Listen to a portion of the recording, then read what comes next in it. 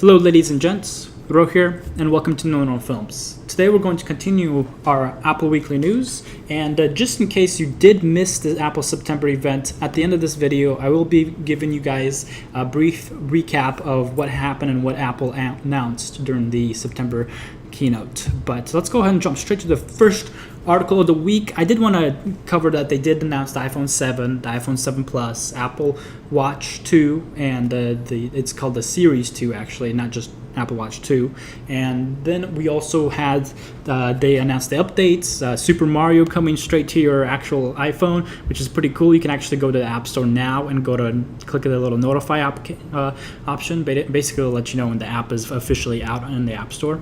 Let's go ahead and jump straight into the first article. They're talking here about the new jet black iPhone 7 and the wireless AirPods. I personally don't have any problem with the wireless AirPods. I think it's a grand idea. I think it will be interesting to see how well these things stay in my ears personally than actually having a faulty product. But otherwise, the new jet black iPhone, Apple actually did state that it is an easily scratched on surface. So I personally don't see myself getting that particular color, but it did look very shiny and glossy during the presentation of the keynote this September. Moving on, I did want to cover the Apple Watch 2, the Series 2. I keep wanting to say Apple Watch 2, but it's actually called the Series 2. They even made a clear emphasis of that during the actual presentation. But the Series 2 officially unveiled, featuring brighter display, dual-core CPU, GPS, and more. I personally, and I'm sure many one of you guys will also agree with me, that the GPS feature was really what we were mainly looking for. But even though we didn't get this built-in cellular device and just have your Apple Watch by itself, no iPhone required, we didn't get that, but we did get the GPS, which is a step forward right there, and it's going to lead to something even better in the future. Last but not least, I did want to dive into this. It's kind of like an off topic, but the Samsung Galaxy Note 7 recall notice that was just recently put out. Honestly, there have been so many well reviews done on this new phone, the Samsung Galaxy Note 7, until recently, where people have had issues with the phone actually exploding. There have been about 32 reported incidents as of today, and Samsung actually just now put a notice out along with several product management companies saying that do not turn on the phone, do not use the phone, like take it to your nearest store and they'll give you one for free because it's faulty, it's exploding. Last but not least, I got the Super Mario Run app here. I'm really excited to actually try it out myself. It was pretty funny and interesting watching them actually present that.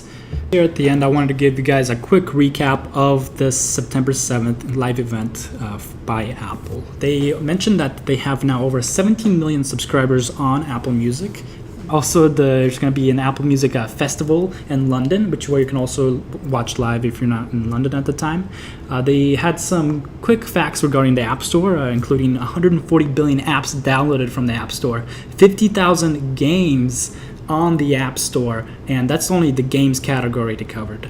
They also announced a few education, Swift programs, iWork. They were all announced within the actual keynote. Several great news with education. They've donated and sponsored like over 50,000 devices to schools, and there was through charities, and basically giving kids that won't have anything to learn on or study from at school, they provided them with those tools required or to need in order to succeed in class. I thought that was really cool.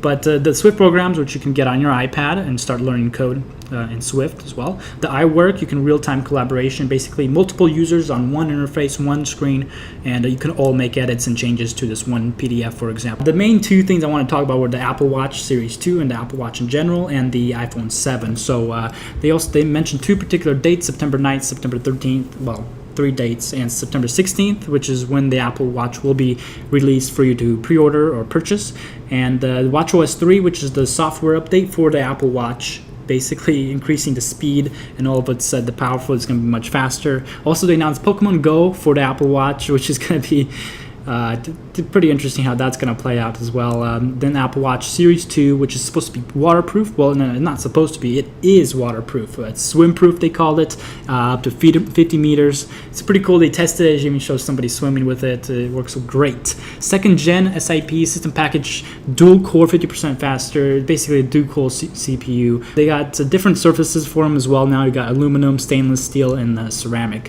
which is, they made a really big deal about ceramic. The iPhone 7, over 1 billion sold. They just said that like straight up. iOS 10, which is the biggest iOS release ever, in September 13th, it will be officially available to the public. So you can go ahead, go to your general tab, and then software update, and update straight to the iOS 10, which I personally have enjoyed through the entire beta period.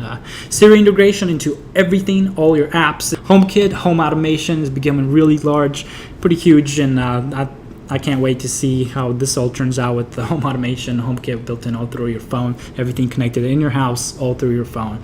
Don't lose your phone, that's for sure. Messages, effects, and stickers that are available within iOS 10 are off on their way. Definitely improved a lot through the beta changes that they had through the week. Then they actually covered 10 main options here. They may not be word for word, nor they are 10 for 10, I would say. But now they went on the actual iPhone portion of the keynote, and they covered 10 main features, designs, and things they did to the iPhone that improves it in the iPhone 7 and the iPhone 7 Plus. If you were actually to watch any portion of the actual keynote, I highly recommend you watch this portion. Honestly, I think they did an outstanding job presenting the actual product and giving us an overlook of the actual product before we buy it ourselves. I did have final notes here as well, some pricing here at the top if you were interested in this as well, but it can also be found on the Apple website. And I had also some final AirPod images here as well for you guys, but I'll have links in the description for you guys to check this out further. Be sure to leave any feedback or questions in the comment section below. Thank you guys, and later. So let my